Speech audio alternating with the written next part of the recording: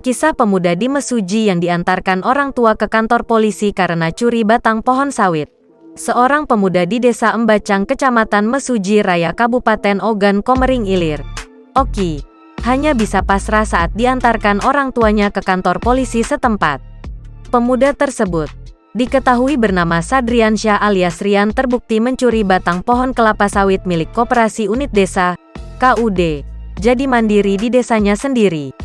Kapolres Ogan Komering Ilir, AKBP Dilianto melalui Kasih Humas Polres Oki, Ibtu Ganda Manik mengatakan penangkapan terhadap pelaku berawal dari laporan masyarakat serta pemeriksaan saksi-saksi. Tuduhan tersebut dilayangkan atas dasar yang kuat. Menurut pelapor, hal yang menjadi bukti tanaman tersebut miliknya yaitu berdasarkan tanda atau ciri yang ada di pelepah daun berupa label. Setelah dilakukan interogasi, Rian mengakui perbuatannya dan menyebutkan bahwa aksi pencurian tersebut ia lakukan pada Jumat, tanggal 22 Oktober tahun 2021 lalu. Untuk mempertanggungjawabkan perbuatannya, kini pelaku Rian mendekam di Mapolsek Mesuji Raya dan diamankan juga barang bukti.